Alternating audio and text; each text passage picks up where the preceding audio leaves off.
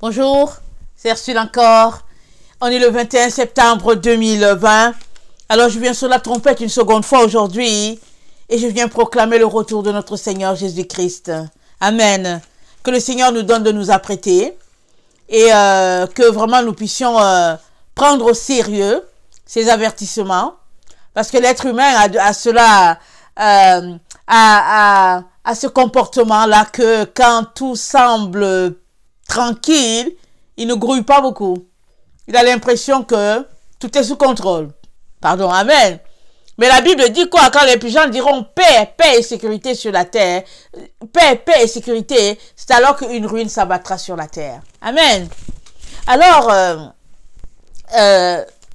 les choses semblent calmes, amen, mais ce n'est pas comme ça qu'il faut regarder. C'est pas avec nos yeux physiques qu'il faut regarder les choses. Il faut les regarder avec les yeux spirituels. Et si Dieu nous donnait, au fait, juste une photo ou bien une petite vidéo par une vision du monde tel que lui le voit, je pense qu'on ne va plus dormir. On va plutôt, en tout cas, on va pas dormir.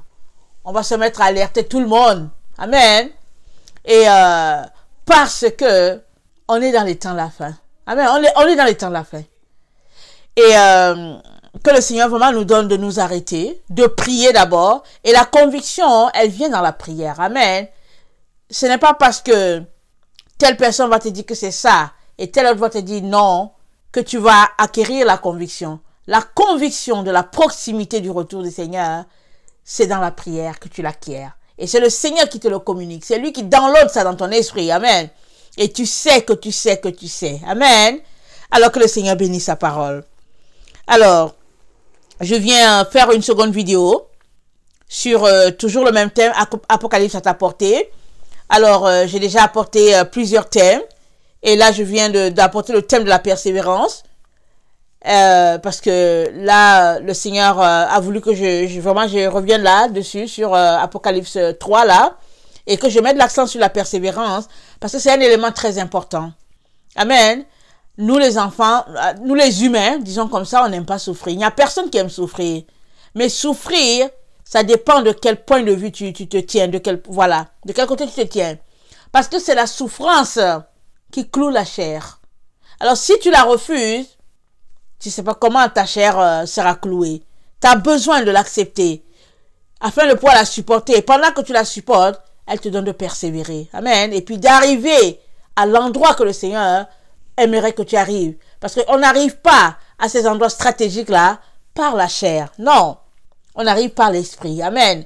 Quand bien même ce sont tes deux pieds qui te conduisent à cet endroit-là, ou bien, en tout cas, tes pensées, mais c'est en clouant. Amen. La chair que tu reçois des révélations qui te conduisent quelque part. Amen. Alors que le Seigneur vraiment bénisse ce temps-là. Alors là, je viens parler de, il s'agit de vaincre. Mais vaincre quoi? Amen. Alors ça, c'est un autre élément que le Seigneur aimerait que j'insiste. Il s'agit de vaincre. Il ne s'agit pas de dire qu'on est chrétien. Amen. Il ne s'agit pas de dire que ça fait 20 ans qu'on a donné notre vie à Jésus. Il ne s'agit pas de dire que on sert à l'église. Il ne s'agit pas de dire que, au fait, on a un bon comportement ou bien. Non. Il s'agit de vaincre. Et être vainqueur, c'est sur tous les plans. Mais vainqueur de quoi? Amen. Vainqueur de quoi? Amen. On a déjà vu que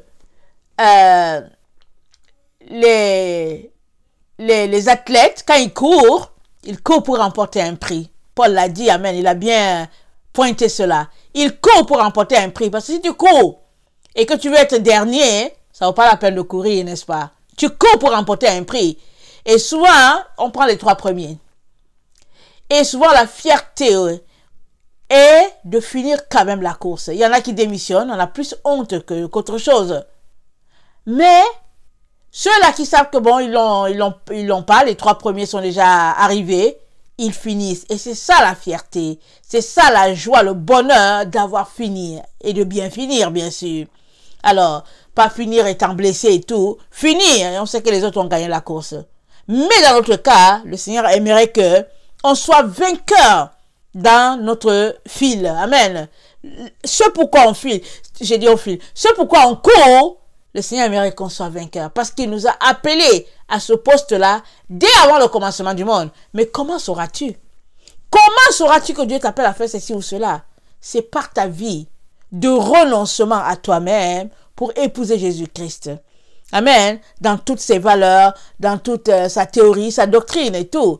Et donc ça prend vraiment une vie de discipline. Tu as besoin d'être discipliné. Ça c'est déjà la première victoire que tu dois avoir. Amen.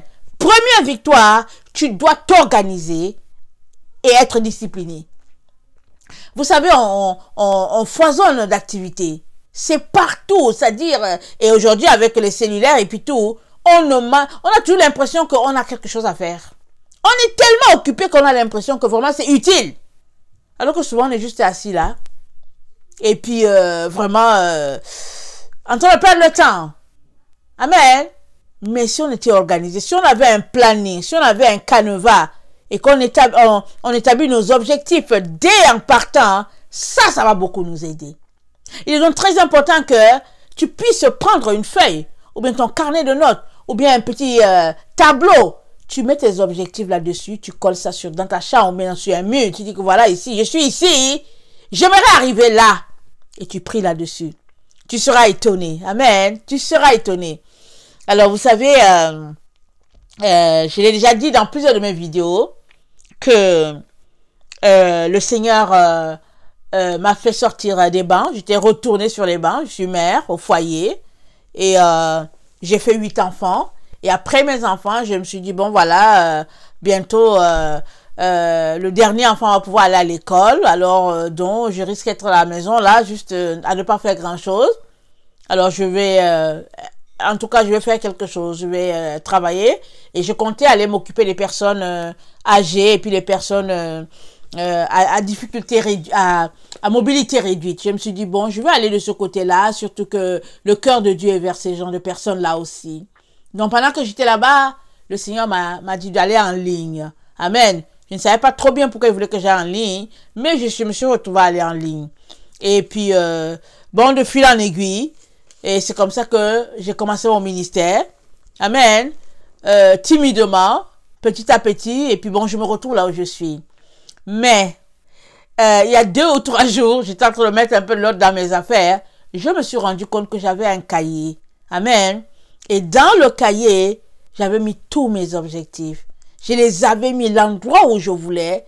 J'avais écrit en grand là où je voulais me rendre. Et avec des dessins même, etc.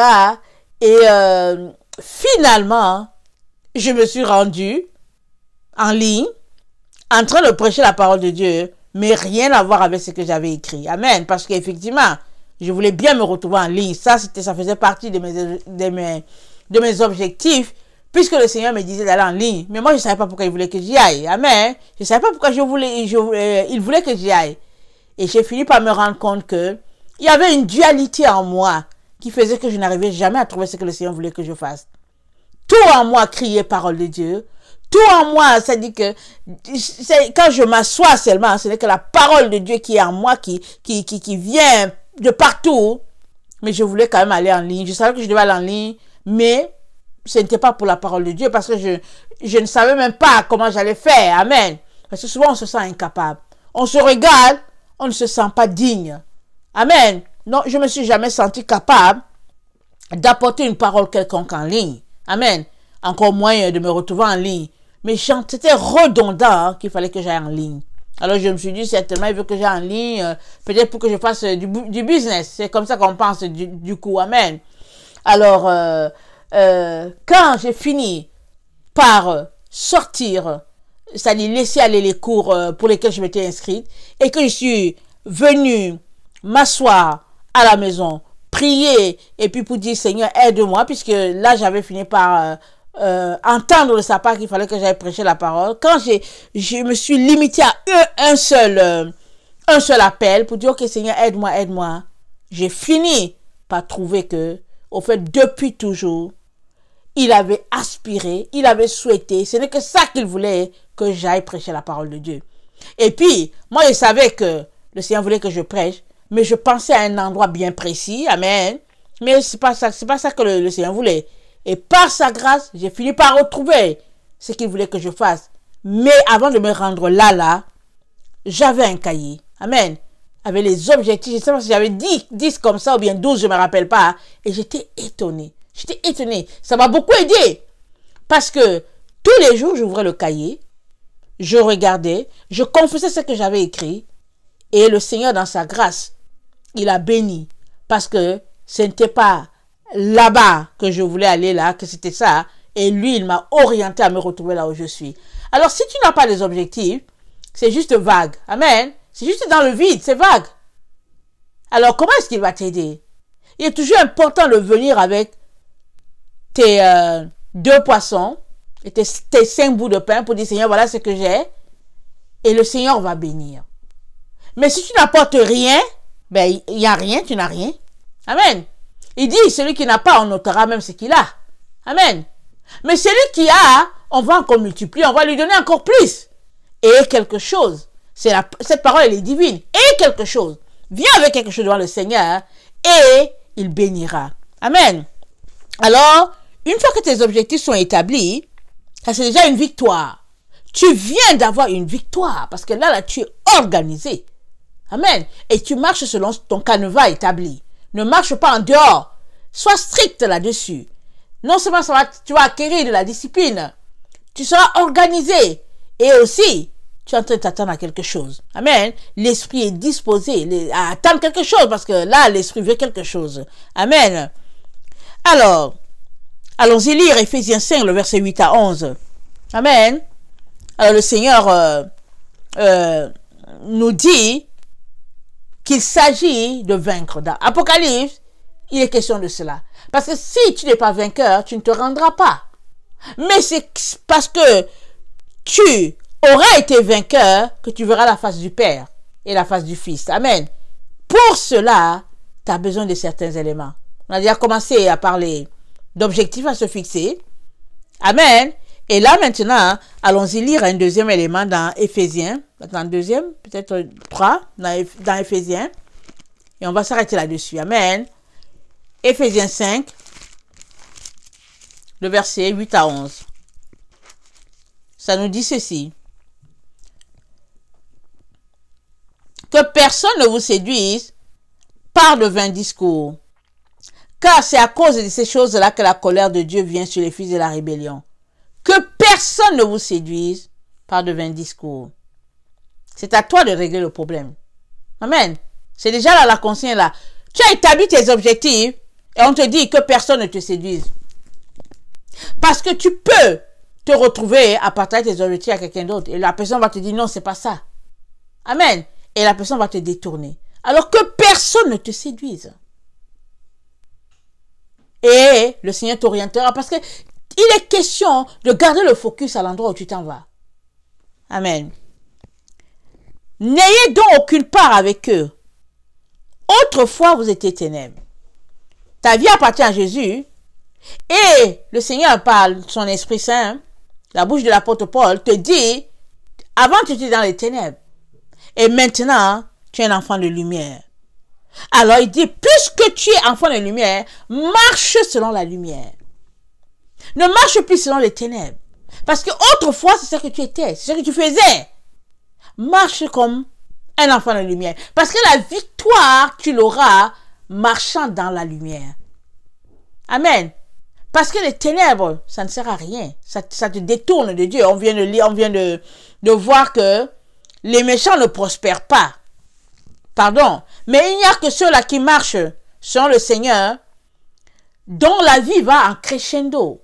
Amen. Et ils vont de gloire en gloire. Ils sont transformés par la lumière de Dieu. Amen.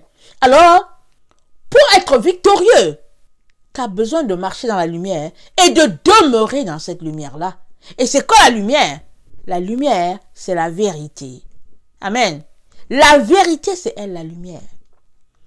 Plus tu es dans la vérité, plus tu parles la vérité, plus la lumière de Dieu vient à toi.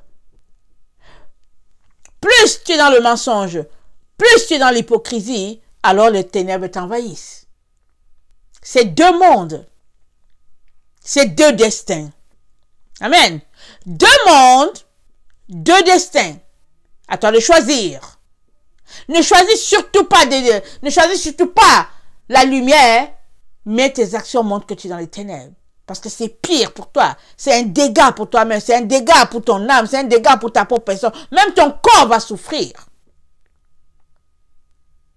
Une fois que tu as choisi la lumière, chasse les ténèbres autour de toi et en toi. À toi de t'organiser.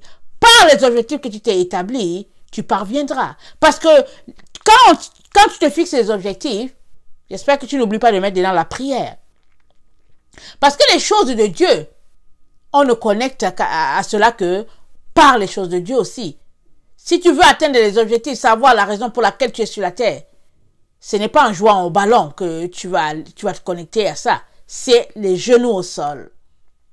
C'est en train de prier, en train d'intercéder, en train de lire ta parole, en train de supplier le trône. C'est là que tu vas arriver. Ce n'est pas en lisant des livres de James Bond ou bien c'est pas quoi que tu vas y arriver, mais non. C'est pas en regardant les émissions, en tout cas, que tu vas y arriver, parce que anyway, la télévision et puis Dieu, ils vont pas ensemble. Si c'est Dieu que tu cherches, c'est pas la télévision que tu vas le trouver. Tu peux être sûr de ça. Tu vas pas le trouver là-bas. Tu cherches Dieu, alors ferme la télévision.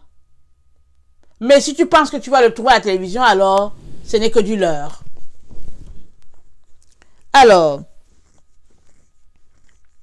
Éphésiens 5, je disais, alors il dit, autrefois vous étiez ténèbres, et maintenant vous êtes lumière dans le Seigneur, marchez comme les enfants de lumière. Car le fruit de la lumière consiste en toutes sortes de bonté, de justice et de vérité. Amen. La lumière, elle a un fruit. Et son fruit a 3 branches. Bonté, justice, vérité. Toi et moi sommes appelés à pratiquer ces 3 éléments-là dans notre quotidien. Ça doit faire partie de notre vie, comme si on respirait par ça. Alors, c'est ça la lumière. Alors, il dit, c'est bonté, justice et vérité. Alors, allons-y, regardez la définition. Bonté, caractère d'une personne bonne, une personne gentille, une personne aimable, c'est ça la bonté. Amen. Justice, équité, partialité, faire régner le droit. Amen. Impartialité, pardon. Faire régner le droit, c'est ça la justice. La vérité, c'est conforme à la réalité de Dieu. Amen. La vérité est absolue. Et elle est absolue par rapport à ce que Dieu a dit. Parce qu'on vit dans un monde où il y a plusieurs vérités, il y a 1000 vérités. Autant de vérités qu'autant de théories. Mais il ne s'agit pas de cela. Amen. Il y a une seule vérité. Et cette vérité-là, elle est absolue. Et c'est Jésus la vérité. Alors, si tu cherches une solution, c'est en Jésus que tu vas la trouver. C'est pas vrai que tu vas trouver, tu te retrouves dans tel cadre, par exemple, dans le cadre économique, et puis tu dis, bon, dans ce domaine-là, on va regarder la théorie de tel, et puis ben voilà, on va agir en fonction. Et puis maintenant, tu te retrouves dans un autre domaine, tu dis, bon, ok, ça c'est le domaine religieux, c'est différent. Non, c'est pas possible. Ça, c'est être confus. Il y a une seule vérité. Alors, si, prenons l'exemple de quelqu'un qui marche avec le Seigneur. Amen. Et le Seigneur dit, ne devez rien à personne. C'est ça qu'il dit. Et cette personne-là, elle se retrouve dans une situation où elle aimerait acheter une maison. Et Jésus dit, ne devez rien à personne. Or, pour avoir une maison, tel qu'ils ont fait le système économique sur la terre, ils ont fait ça de telle sorte que tu ne peux pas avoir un prêt. Tu ne peux pas avoir une maison si la banque ne te prête pas quelque chose. Excusez-moi. Si la banque ne te prête pas, tu peux avoir la maison parce que les prix sont énormes. Alors, qu'est-ce que tu fais? Amen. Tu viens dans la prière. Tu dis, Seigneur, voilà ce que ta parole dit. Mais voilà, ça fait longtemps que je suis en appartement. Et est-ce que tu me permets? Est-ce que j'aurai le temps de rembourser? Et puis bon, quelles sont les modalités, Seigneur? Et puis, etc., etc. C'est en cela qu'un enfant de Dieu est sage. Parce que, avant de poser une action, il va voir son Seigneur. Il ne pose pas les actions au hasard. Il ne le fait pas selon ses émotions. Il pose les actions parce que le Seigneur lui a dit, vas-y, ou bien n'y va pas. Amen. Donc, tu es victorieux à cause de ta vie dans la lumière. Amen. à cause de ta vie qui n'est pas dans les ténèbres. Or, la lumière, c'est la vérité. Et le mensonge, c'est les ténèbres. Alors, si tu comprends cela, tu as tout compris de la Bible. Tu as tout compris. La lumière, c'est la vérité. Et les ténèbres, c'est le mensonge. C'est pourquoi Jésus-Christ a dit, méfiez-vous du levain des pharisiens. Et le levain des pharisiens, c'est quoi? L'hypocrisie. Parce qu'une personne hypocrite, elle est à deux chevals. Elle est sur deux camps. Tantôt, elle est avec toi, et puis de l'autre côté, elle est avec l'autre. Et si bien que, quand quelqu'un pratique l'hypocrisie, il a un côté dans le noir, il a un côté dans la lumière. Amen.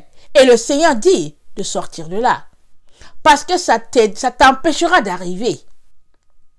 Alors, marchant avec Jésus, on a besoin d'être totalement dans la lumière. Et cette lumière-là, c'est la vérité. Pourquoi?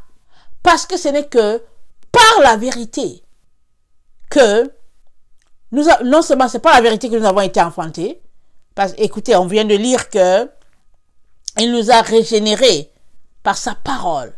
Et la parole, c'est la vérité. Amen. Nous avons été régénérés par la vérité, cette parole de vérité-là. Et il n'y a pas un autre chemin. Amen. Allons-y lire Jean 1. Jean 1 nous dit ceci.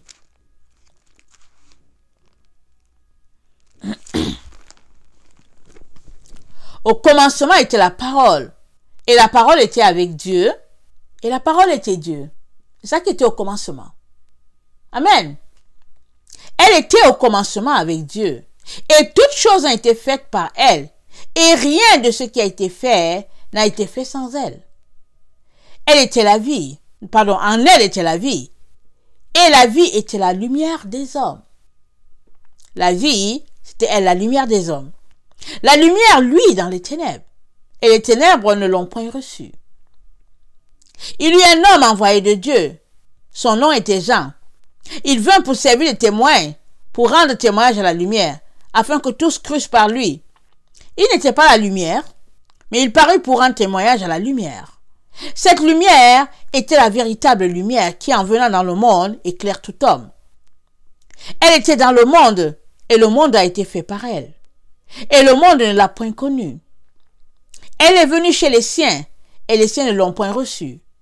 Mais à tous ceux qui l'ont reçue, à ceux qui croient en son nom, elle a donné le pouvoir de devenir enfants de Dieu, lesquels sont nés, non du sang, ni de la volonté de la chair, ni de la volonté de l'homme, mais de Dieu. Et la parole a été faite chair, et elle a habité parmi nous, pleine de grâce et de vérité. Et nous avons contemplé sa gloire, une gloire comme la gloire du Fils unique venu du Père. Amen. La parole était la lumière des hommes. Et c'est elle la vérité. Et puis, la vérité, c'est la lumière. Amen. Le psaume dit, le psaume 119 dit, je pense je pense que c'est le verset 130 qui dit, ta parole est une lampe à mes pieds, une lumière sur mes sentiers. Amen. C'est la parole de Dieu qui est la lampe. Et puis elle est la lumière. Alors, si donc, toi et moi, voulons être vainqueurs de notre vie sur la terre, on a le chemin à suivre, c'est de pratiquer la parole, de vivre par elle, parce qu'on est né de cette parole-là. Alors c'est de la pratiquer et de vivre par elle et de renoncer aux œuvres de la chair. Et elle nous donnera, cette parole-là, d'être victorieux. Amen. Et puis, Malachie 2, le verset 1 à 9 nous dit ceci. Malachie 2, c'est juste le dernier livre de l'Ancien Testament avant Matthieu. Amen. Alors, Malachie 2 nous dit, le verset 1 à 9, nous dit ceci. Maintenant, à vous, cet ordre sacrificateur, si vous n'écoutez pas, si vous ne prenez pas à cœur de donner gloire à mon nom, dit l'Éternel des armées, J'enverrai parmi vous la malédiction, et je maudirai vos bénédictions. Oui, je les maudirai parce que vous ne l'avez pas à cœur. Voici, je détruirai vos semences, et je vous jetterai des excréments au visage, les excréments des victimes que vous sacrifiez, et on vous emportera avec eux. Vous saurez alors que je vous ai adressé cet ordre, afin que mon alliance avec Lévi subsiste, dit l'Éternel des armées. Il dit son alliance avec Lévi doit subsister. Et c'est quoi son alliance avec Lévi? C'est les 10 commandements qu'il avait remis à Moïse. Amen, c'était son alliance. Il avait dit à Moïse, le peuple vivra par eux. Et il a nommé un sacrificateur.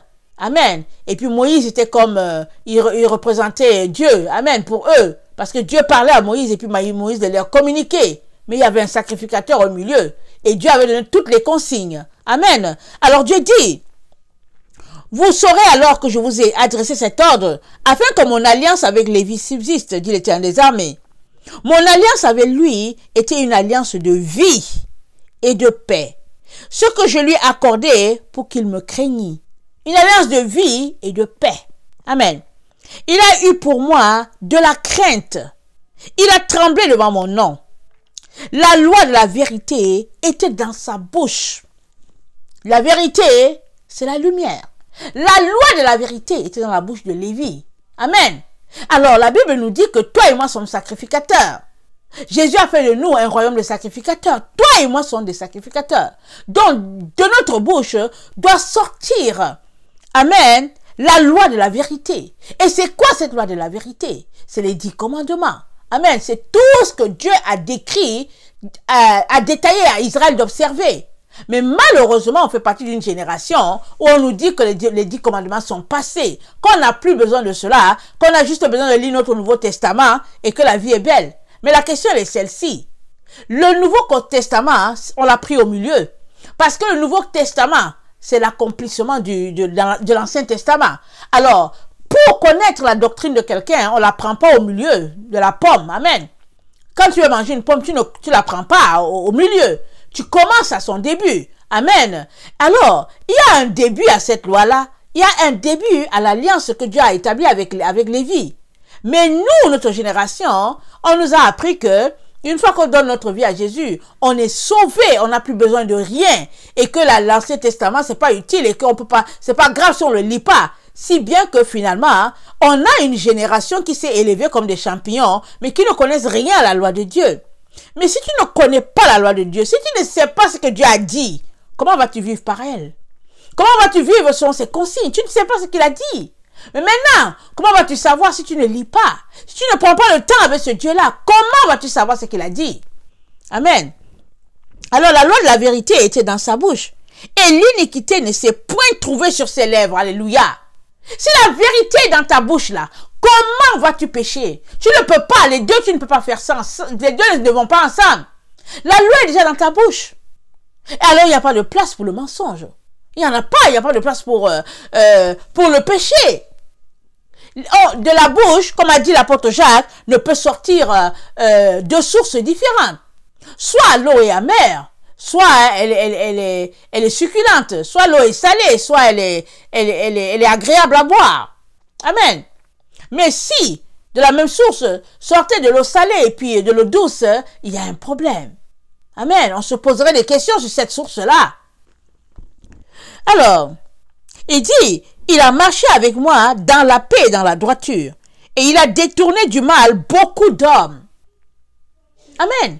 On est appelé à marcher dans la lumière. Cette lumière, c'est la vérité. Alors, si on pratique la vérité, si notre vie est vérité, alors on détournera beaucoup d'hommes du chemin de la mort.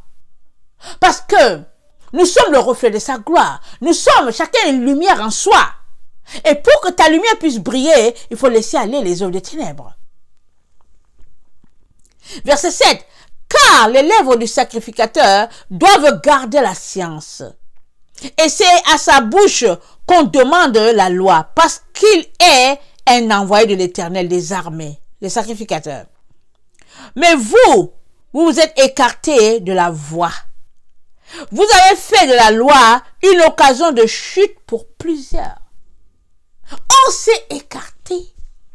Notre génération, notre siècle, notre époque, on s'est écarté. On s'est fié à des personnes à la mentalité tordue qui ils nous ont dit que non, on n'a pas besoin de cela. Jésus a payé sur la croix et tout et tout. Mais quand on s'arrête là et qu'on réfléchit, on se dit ça n'a pas de sens, c'est ce qu'ils ont dit. Ça n'a aucun sens. Jésus n'a jamais péché. Il est venu accomplir la loi, il ne l'a pas abolie. Et nous, on nous a enseigné que ce n'est pas grave qu'on peut vivre dans le péché parce que Jésus a payé pour nous. Mais quand on s'arrête, est-ce qu'on ne voit pas que ça ne tient pas debout? Ça ne marche pas, ce raisonnement-là. Mais parce qu'on est aveuglé, on se dit que mais non, on est sous la nouvelle alliance. Et que la nouvelle alliance, on peut adorer Dieu dimanche. Et puis, etc. Mais c'est grave. C'est grave de raisonner comme ça. Mais voilà où on est rendu. Maintenant, il est question de rebrousser chemin. Mais serons-nous assez sages pour rebrousser chemin? Parce qu'il y a plusieurs qui, s'ils sont convaincus qu'ils sont en train de marcher sur le faux chemin, ils n'ont pas soit le courage ou la volonté de rebrousser chemin. Mais regardez, il suffit que tu te retrouves en train de conduire. Amen. Tu vas dans une direction et là tu vois ton GPS te dit cul-de-sac. Qu'est-ce que tu fais? Est-ce que tu continues quand même pour dire que je vais foncer le côté, je vais aller dans la forêt et tout? Mais non, tu rebrousses chemin. Alors, si on est capable de raisonner quand il s'agit d'une conduite automobile, qu'est-ce qui fait qu'on n'arrive pas à avoir le même raisonnement spirituellement? Amen. C'est parce qu'on se trompe par de faux raisonnements. On se dit, Dieu va comprendre. Après tout, il est un père. Après tout, il est bon. Et puis, il ne va pas permettre que toute une génération entière soit périsse, etc. On raisonne et on raisonne. Mais si on s'arrêtait sur la vérité, on se rendra compte que ce Dieu-là, c'est le même qui a ouvert la terre. Et les rebelles du temps de Aaron sont entrés et puis la terre s'est refermée. C'est le même Dieu qui a exercé jugement sur Pharaon. C'est le même Dieu qui a exercé jugement sur Akan quand Akan a volé ce bijou-là. C'est le même Dieu. Il n'a pas changé. Mais qu'est-ce qui fait qu'on pense qu'en notre temps il est différent? Et qu'il ne fait que donner des bonbons? Qu'est-ce qui fait? Parce que nos pensées sont souillées. Et on pense qu'il est comme nous. Parce qu'on n'a pas pris le temps pour étudier la parole de Dieu, pour se tenir à la base. Et la base, c'est quoi? Genèse, Exode, Lévitique, Nombre, Deutéronome. C'est Dieu qui a donné ça à Israël. Nous sommes nés de la parole de Dieu. Et la parole de Dieu a été donnée à Israël pour que Israël puisse la faire connaître à toute l'humanité. Dieu s'est choisi une famille à la personne d'Abraham. Et à travers eux, la parole de Dieu a été répandue sur toute la terre. Nous donc, qu'on appelle les gentils, on est tombé là-dessus, on trouvait que c'était cool, on trouvait que waouh, on aimerait être sauvés. Mais seulement puisque on ne voulait pas se plier totalement à la loi de l'Éternel, on a créé une doctrine pour satisfaire notre chair. On a dit, bon, ok, au fait, eux sont les Juifs, et puis bon, d'ailleurs, ils ont rejeté le Messie, et puis nous, on est la race élue, on est le peuple saint, etc., etc., et puis, on est le peuple saint pour pécher. Amen. On est le peuple saint pour pécher. Et c'est comme ça que les gens raisonnent. Mais si on s'arrête, on se rendra compte qu'il y a quelque chose qui ne tient pas. Et la vérité, c'est de s'arrêter pour dire, Seigneur, nous avons péché. Nous avons péché contre toi. On est aveugle et on a accepté les enseignements farfelus. Seigneur, ça ne tient pas cet enseignement. Alors, on veut souvent juste le gâteau et la cerise qui est au-dessus. Mais on ne veut pas le travail qui va avec, de commencer à battre les œufs, et puis bon, on prend ce temps-là pour apprêter le gâteau. Non, on veut juste le manger, le gâteau là, tout de suite. Mais je viens vous dire une chose. Le Seigneur nous dit que si nous voulons être vainqueurs, il est important qu'on retourne à la base. Il est important qu'on marche par la vérité. Et cette vérité-là, qui n'est autre que la lumière, se trouve là dans le livre que nous avons en main. Si on ne veut pas l'étudier, si on ne veut pas mettre en pratique ce que le Père dit, arrêtons de nous leurrer. Arrêtons de nous séduire. On est en train de se séduire soi-même, comme a dit l'apôtre Jacques. Et à la fin, on sera les personnes les plus malheureuses. Parce que si on avait juste pris le temps un peu, on avancerait dans notre apprentissage. Amen.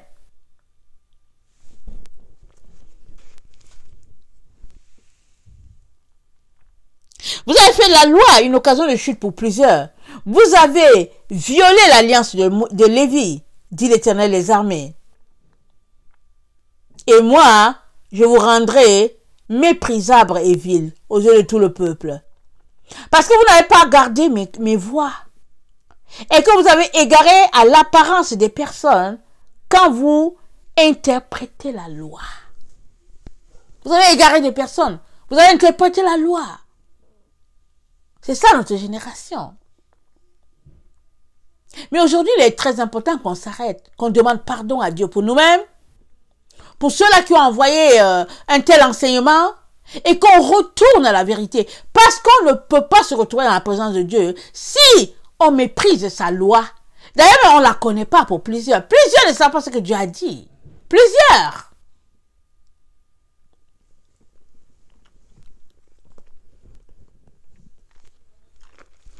Apocalypse 22, verset 11. Le Seigneur a dit que celui qui est injuste soit encore injuste. Que celui qui est souillé se souille encore. Et que le juste pratique encore la justice. Et que celui qui est saint se sanctifie encore. Voici, je viens bientôt, et ma rétribution est avec moi, pour rendre à chacun selon ce qu'est son œuvre. Amen. Jésus vient, et chacun sera rétribué. Mais le temps n'est plus à jouer à cache-cache, ou bien au chat et à la souris. Soit tu es pour lui, avec lui, et tu marches selon ses recommandations, soit tu es contre et tu t'en vas dans ta débauche. Avant de clore, j'aimerais ça qu'on lise les 10 commandements. Il faut qu'on se rafraîchisse la mémoire. Il est important de les connaître. Ce n'est pas vrai qu'ils sont passés, qu'il n'y a plus le temps pour cela. Ils sont à jamais gravés sur les tablettes d'or dans le ciel. Elles sont gravées. C'est Dieu qui nous l'a donné. Et elles doivent être gravées dans notre cœur. Et nous sommes appelés à vivre par eux, ces commandements-là. À tous les jours. Et finalement, ils sont pas lourds. Quand on marche, quand on aime le Seigneur, c'est pas lourd les commandements de Dieu. Amen. On ne se rend même pas qu'on est en train de marcher selon les commandements. Parce que c'est la loi de la liberté. Parce que c'est la lumière. Et ça devient notre vie. Et on bénit le Seigneur de nous avoir donné ces commandements-là. C'est parce que les gens se mettent une barrière. Ils se disent que bon, voilà, c'est comme si. Mais au fait, si tu marches selon Jésus, à tous les jours, tu marches selon les 10 commandements. Amen. Si tu marches selon le Seigneur, si tu aimes ton Seigneur, à tous les jours, tu marches selon les 10 commandements. Peut-être que tu ne le réalises pas, mais c'est parce que tu l'aimes. Amen. Alors, il est important qu'on puisse retourner et faire nos devoirs. C'est important de connaître tes 10 commandements. Ça, c'est un fait, mais de les mettre en pratique. Amen. Je vais m'arrêter sur un verset à quelque part et puis on va finir par là. Ok, les 10 commandements. Exode 20. Alors Dieu prononça toutes ces paroles en disant: Je suis l'Éternel ton Dieu qui t'a fait sortir du pays d'Égypte, de la maison de la servitude. Tu n'auras pas d'autre Dieu devant ma face. De la maison de servitude, pardon. Tu n'auras pas d'autre Dieu devant ma face. Tu ne te feras point d'image taillée ni de représentation quelconque des choses qui sont en haut dans les cieux, qui sont en bas sur la terre et qui sont dans les eaux plus bas que la terre. Tu ne te prosterneras point devant elles et tu ne les serviras point. Car moi, l'Éternel ton Dieu, je suis un Dieu jaloux, qui punit l'iniquité des pères sur les enfants jusqu'à la 3e et la 4e génération de ceux qui me haïssent, et qui fait miséricorde jusqu'à 1000 générations à ceux qui m'aiment et qui gardent mes commandements. Tu ne prendras point le nom de l'Éternel ton Dieu en vain, car l'Éternel ne laissera point impuni celui qui prendra son nom en vain. Souviens-toi du jour de repos pour le sanctifier. C'est ce jour de repos, c'est quand? C'est samedi. C'est pas dimanche, c'est samedi, c'est écrit ici. Si toi tu aimes aller te reposer le dimanche, sache que tu es un idolâtre. Amen. Jamais Dieu ne t'a donné dimanche.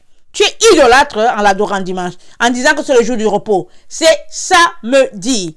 C'est ça le jour du sabbat. Il faut bien que ça entre dans tes oreilles. Tu travailleras 6 jours et tu feras ton ouvrage.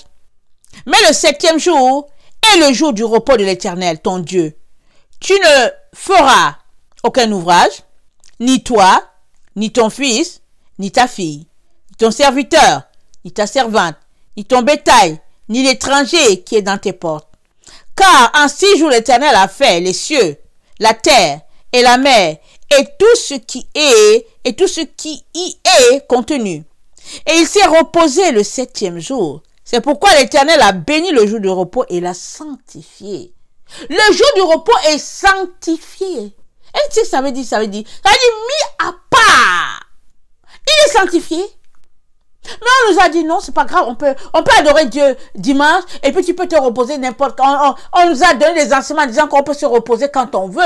Si pour toi ça t'arrange mardi, tu peux te reposer mardi. Et puis ça faisait l'histoire des gens, ils se disaient waouh, je n'avais pas compris ça comme ça. Alors, les experts sont venus nous parler. Mais Dieu n'a jamais changé. C'est samedi. Alors tu jetteras la parole de tous tes experts là dans la poubelle, dans le feu. Amen. Et c'est samedi, le sabbat. Honore ton père et ta mère, afin que tes jours se prolongent dans les pays que l'Éternel ton Dieu te donne. Tu ne tueras point, tu ne commettras point d'adultère, tu ne déroberas point, tu ne porteras pas le faux témoignage contre ton prochain. Tu ne convoiteras point la maison de ton prochain, tu ne convoiteras point la femme de ton prochain, ni ton serviteur, ni ta servante, ni son bœuf, ni son âne, ni aucune chose qui appartient à ton serviteur. Tout le peuple entendait les tonnerres et le son de la trompette. Il voyait les flammes de la montagne fumante. À ce spectacle, le peuple tremblait et se tenait dans l'éloignement. Amen. Alors voici les 10 commandements. Arrêtons-nous un peu. Un commandement très... un commandement qui n'est pas du tout respecté à notre époque, c'est le 10e commandement. Tu ne convoiteras point la maison de ton prochain, tu ne convoiteras point la femme de ton prochain, ni son serviteur, ni sa servante, ni son bœuf, ni son âne, ni aucune chose qui appartienne à ton prochain. Amen. Ça, c'est un commandement qui n'est point respecté dans notre temps. Notre temps là, la convoitise des yeux, c'est une vertu. Alors tu marches, tu vois que ton voisin a une voiture rouge et tu regardes, tu dis ah, moi aussi je vais aller changer ma voiture. Finalement, tu t'en vas, tu achètes une voiture bleue. Pour lui c'est rouge, mais tu as changé pour toi. Parce que tu viens de convoiter. Ou bien tu regardes, une femme elle a une chaussure, tu dis elle a trouvé ça, hein. Tu regardes la chaussure, tu dis mais elle a acheté ça à quel magasin? Tu vas en ligne, tu essaies de fouiller tous les magasins possibles pour savoir où est-ce qu'elle a trouvé cette chaussure là. Mais Dieu dit c'est un péché. Qu'est-ce qu'il est en train de nous dire ici? Il est en train de nous dire de nous contenter de ce qu'on a. C'est tout. Ta voiture est-elle usée? Contente-toi, bénis le Seigneur.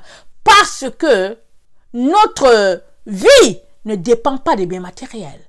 Notre vie dépend de Jésus-Christ en nous. Christ en nous, l'espérance et la gloire. C'est ça qui est suffisant pour toi. Tu n'as pas besoin d'autre chose. Amen. Pour être victorieux, tu as besoin de marcher selon ce Dieu-là. Tu as besoin de mettre en pratique sa parole. Et tu as besoin de vivre chaque jour de progrès en progrès. Amen. Il ne faut pas rétrograder. Il faut vivre allant de gloire en gloire, respectant la parole de Dieu, marchant selon les Écritures, parce que nous vivons de la parole. C'est la parole qui nous a engendrés, et par elle nous vivrons, et par elle nous serons transformés à l'image de Christ, s'il vous plaît.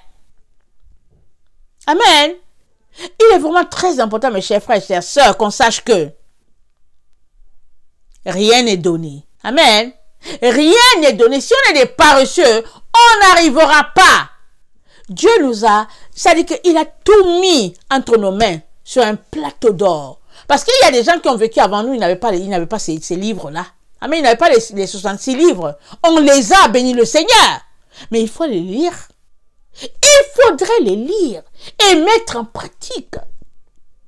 de manière à être victorieux. Parce qu'il faut se fixer un objectif. Amen. Déjà, en partant, tu dois refuser d'être défait. Tu dois être victorieux dans tes paroles. Tu dois confesser chaque jour la victoire. C'est-à-dire que peu importe, tu dois arriver à cette montagne, la montagne de l'Éternel. Qui arrivera? Celui-là qui a les mains pures. Dit la parole de Dieu, le psaume 24. Qui montera à la montagne de l'Éternel? Celui-là qui a les mains pures. Alors, ça doit être un objectif pour toi, avoir les mains pures. À partir de ce moment-là, tu choisis de marcher dans la vérité pour que chaque jour ta vie soit lumière. Et tu renonces au mensonge quel qu'il soit. Même si tes amis veulent que vous mentez, tu ne marches pas avec eux. Il y en a plusieurs qui se retrouveront en enfer à cause d'un mensonge de groupe. À cause de protéger son ami au sang. Non, non, non. Oh, vous savez quoi? On va au ciel seul. Hein? On va seul. Quand on va se retrouver là-bas, on va s'embrasser. C'est tout. Mais on y va seul. Il y en a qui veulent y aller en groupe. Tout comme tu es venu du ciel tout seul, quand bien même tu aurais été un jumeau qui est venu seul, parce que vous ne sortez pas les deux à la fois, c'est un à la fois. Alors, quand bien même, amen, tu aurais été un jumeau, tu es venu seul, et tu retournes seul. Ne perds pas ta couronne. Ne te fais pas tromper, ne te fais pas arracher ce que Dieu a acquis si chèrement pour toi à la croix. Amen. Que le Seigneur bénisse sa parole. Faisons tout, mes chers frères et chères sœurs, pour être victorieux. Faisons tout pour courir la course de Dieu, la course que Dieu a pour nous, et de l'achever avec succès. Parce qu'à la fin, nous attend notre couronne. Soyez bénis. Amen. Je vous aime beaucoup et Dieu davantage. Maranatha. Jésus revient. Amen. Amen.